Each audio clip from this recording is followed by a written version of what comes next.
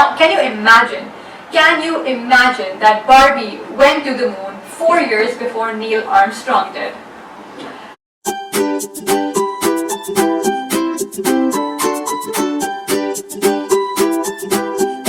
Hi there. So as we all know, we're getting a new Barbie movie, and this specific video is going to be all about Barbie. The history, the controversies, and why it continues to be one of the most iconic toys to ever be produced. So let me take you into the history of Barbie. The first Barbie was released on March 9th, 1959. And the idea of Barbie came about when Ruth Handler and her husband Elliot created this doll based on a gag gift for women, which was like this doll called Lily. And they named her Barbara Millicent Roberts. They named her after their daughter. Now, Barbie, before it even was, produced and marketed for the first time, was already a controversy. According to a market study, moms were not happy with the doll, and a lot of them said that she had too much of a figure, which the company decided to go around that by advertising directly to children. This was the first ad that Mattel aired for Barbie. It was aired during the Mickey Mouse Club, which was a very popular cartoon show of the time. In 1959, Barbie was released. Then in 1961, Barbie's ultimate accessory was released, which was her boyfriend, Ken. Which is so funny, it was such a different concept to have a man as an accessory. But yes, he was the ultimate accessory, and he was marketed as that as well. So next, in 1963 came Midge, who was Barbie's best friend. Then in 1964, we had Skipper, who was Barbie's younger sister. By 1968, Barbie had friends of every color. So this was something also unheard of before. They were representing diversity. They were friends of different skin colors, different facial features. Eventually, in 1980, the first African American Barbie was released. So now there's a big gap from 1968 to 1980. It's like a 12-year gap. And so by 1968, though there were friends of Barbies who were different colors. There was Madison, who was black. There was Chloe. There were all of these people. But in 1980, finally, they released the first African American Barbie, which again was pretty early when you consider the whole environment at the time.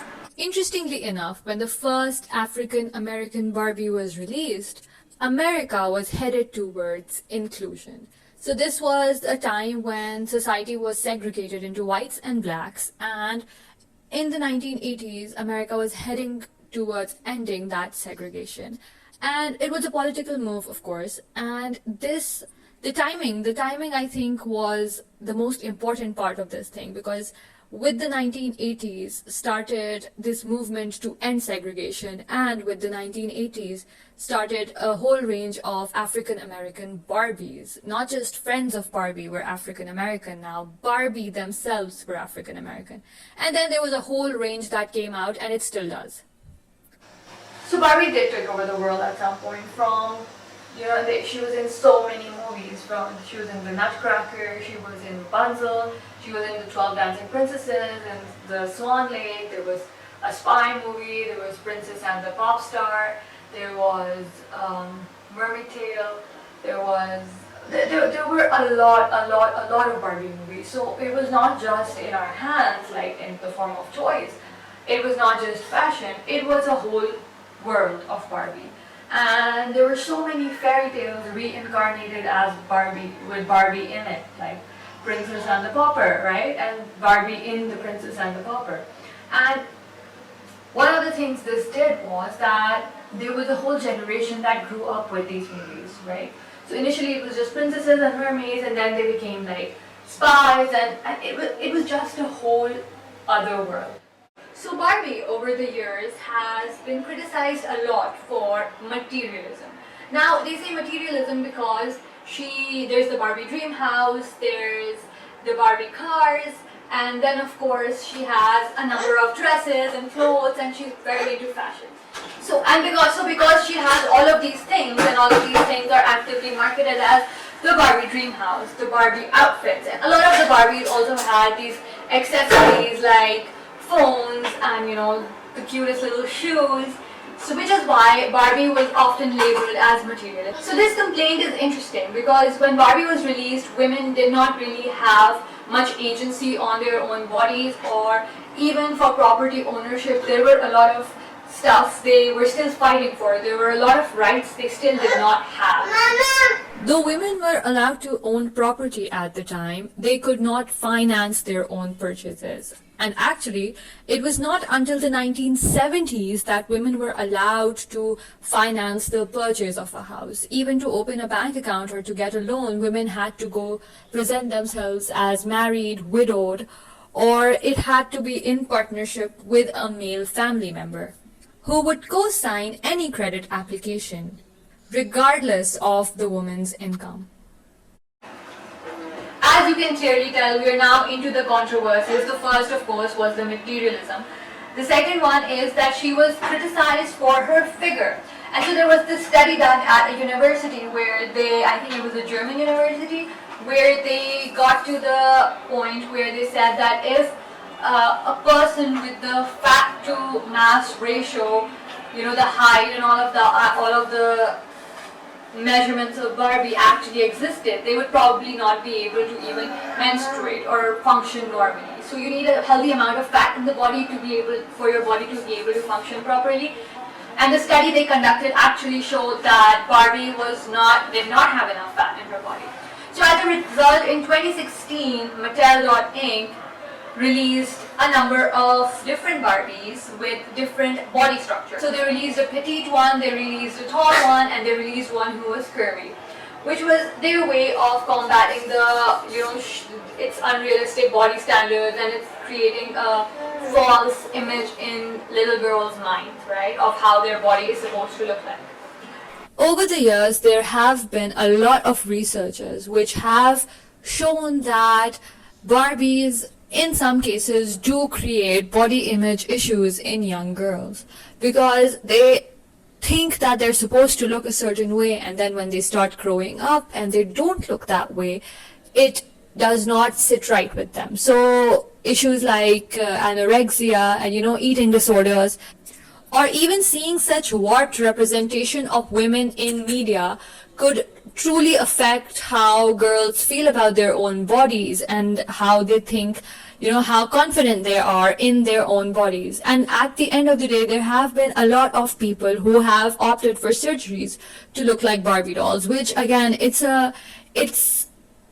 quicksand basically. You're putting in money, and at the end of the day, you don't know if it's even going to turn out good. So it's actually a dangerous line. People have removed ribs.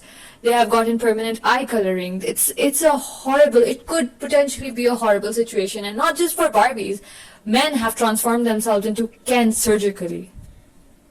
So even though Barbie has had a number of controversies attached to her, mostly her, worldly possessions and her size and figure, Barbie is credited to have provided an alternative to the restrictive 1950s gender roles, which is, I feel, amazing because, when you actually look back at it, Barbie was always outfitted with paraphernalia which was related to some form of a career, right? And so we're going to go into how many different kinds of careers Barbie has had, but she allowed girls to dream. She allowed girls to have that thought that they can be something other than a mother, a wife, a daughter. These are the specific gender roles society had decided for them. Barbie gave them an out. It gave them an option. It gave them maybe the strength to dream those dreams. Now, a big part of this whole thing is that Barbie is not defined by her relationship. So she's shown to have a little sister. She's shown to have a lot of friends. She has a boyfriend, but all her property is in her own name. All her careers are her own, right? So so Barbie is supposed to be this independent figure in life, right? Which is what this whole thing is all about. Barbie was always independent and will always be independent. She can have 1,000 different careers. Now, can you imagine that Barbie went to the moon 4 years before Neil Armstrong did? Can you imagine that Barbie was a business executive in 1969 when it was usually unheard of for women to be part of a business environment. There are Barbie dolls of different body structures, different weights, different hair colors, different skin colors. There are Barbie dolls, there's a diverse range of Barbie dolls from different ethnicities. So now we're going to head on over into Barbie's careers. Now this is one of the coolest things ever. Barbie has had over 200 careers. Can you imagine? 200 careers.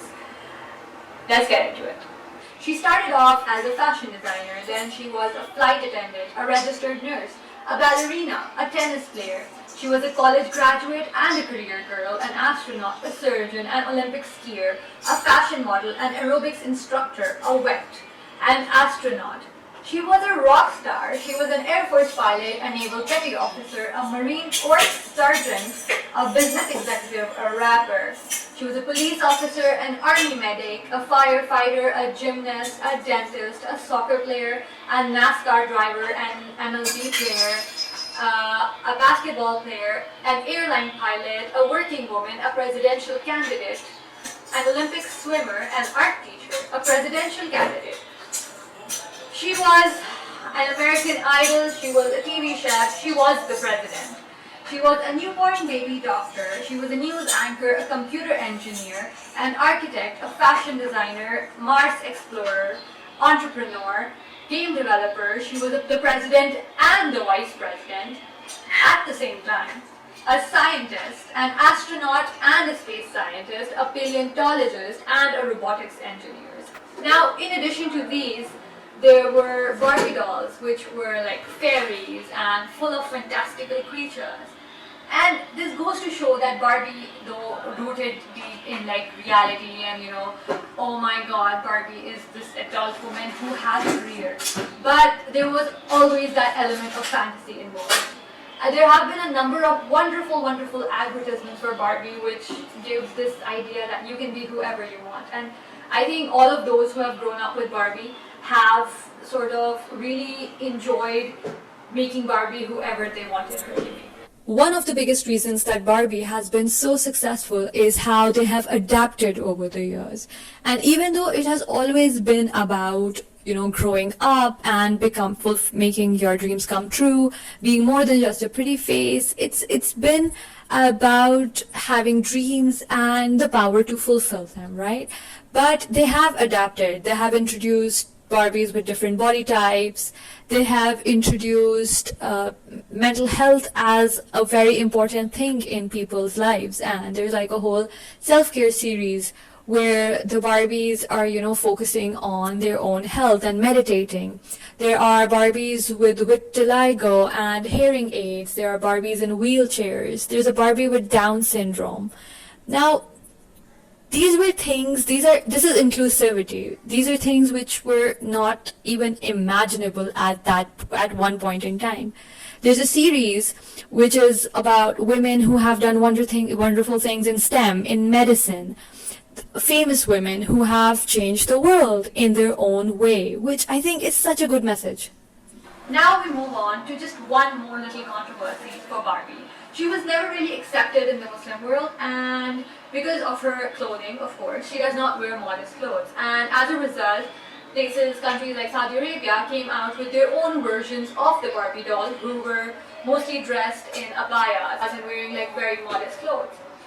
In addition to all of this, all the movies and the dolls and the houses and the cars and the shoes and the clothes, there were Barbie games. And I don't know, like the internet had just sort of reached that place where it was in people's homes now, and kids were getting access to the internet, and I think there was a very large number of people who grew up playing Barbie games. And these Barbie games, these were usually dress-up games, and you would dress her up as a Barbie, or there were like manicure games, you would do her nails, and there were home decor games, and Barbie sort of emulated everything. So there were also like take care of the animals and Barbie as a wet, and there were all these different kinds of games which girls especially used to enjoy a lot. So Barbie was probably one of the most beloved toys to exist for quite a while, and it still maintained its importance in the world, right? And a big reason for that, I think there are a few reasons. One is that they were constantly adapting, they were changing, they were bringing out new Barbies depending on how the world around them changed. Like in 2014, there was an entrepreneur Barbie, right? There's a game developer Barbie from 2016. Now these are very new professions, right?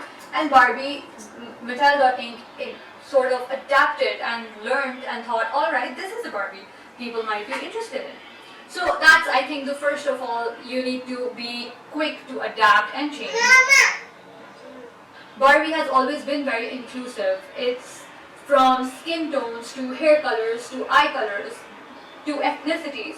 There are so many different kinds of just Barbies available, and then there are Barbie's friends. And it's a whole world, right? Even the Kens, they are all of different ethnicities, of different cultures, and they've really worked hard to ensure that it's very inclusive and diverse, which means that girls can actually see themselves reflected in Barbies, right? You get that lesson from her that just because you like girly things or you like the color pink does not mean that you have to limit yourself, right? This is similar to the Legally Blonde idea, that just because you're attractive or pretty or like to take care of yourself and your skin or how you look, you care about how you look, does not mean that you're dumb or you don't have to dumb yourself down for other people. Barbie teaches you that. Barbie has a number of different careers. She has a perfectly functional life, right, technically. And she has her own house, she has a little sister, she has friends, she has a relationship in which she maintains her individuality. She has a car, she has everything you need to lead a successful, independent life, right? But in addition to having these 200 careers, she still likes to take care of herself, she still likes to look pretty, she still likes to dress up. And there's nothing wrong with dressing up. And I think that is a great takeaway, because girls like dressing up, but that does not make you less just because you like dressing up. You're not less than somebody else just because, you're not dumber than somebody else just because you're pretty. So this was the history of Barbie. I hope this was interesting. I found it super interesting. And if you like this video, why don't you go watch another one on my channel? And we are really tired now, so please subscribe and I'll see you later. Bye!